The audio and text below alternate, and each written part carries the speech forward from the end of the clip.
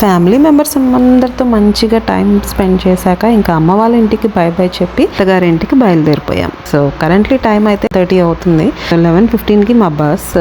మా అత్తగారి ఊరు ప్రకాశం డిస్ట్రిక్ట్. సో ఇంకా బై కార్ అయితే ఈసారి ట్రై చేయదలుచుకోలేదు.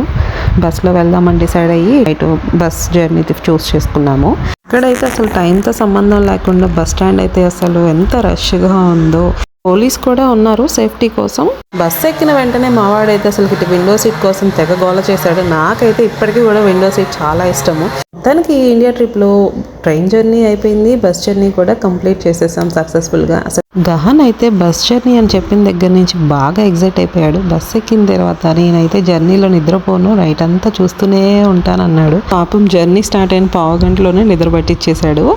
నిజంగా ఈ బస్ జర్నీ చాలా బాగుంది. సీట్స్ అయితే పుష్ బ్యాక్లో చాలా కంఫర్ట్గా అసలు స్లీపింగ్ పొజిషన్లో బాగున్నాయి అనమాట. ఇంకా మా వారు కూడా మంచిగా నిద్రేశారు. ఎర్లీ మార్నింగ్ దిగేసరికి 4:30 అయింది. మళ్ళీ ఇక్కడ నుంచి ఇంకొక హాఫ్ అన్ అవర్ జర్నీ ఉంటుంది మా ఊరు వెళ్ళడానికి. అది పల్లెటూరు అనమాట. నారాయణ స్వామి మిట్టపాలెం అంటారు.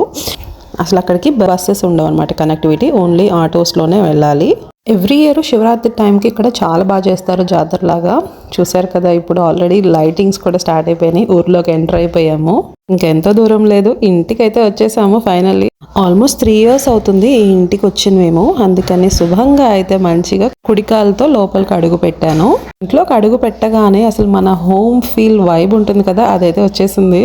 నా మొహం చూస్తేనే అర్థమైపోతుంది ఎంత ఆనందంగా ఉన్నానో. కానీ చాలా నిద్ర వస్తుంది.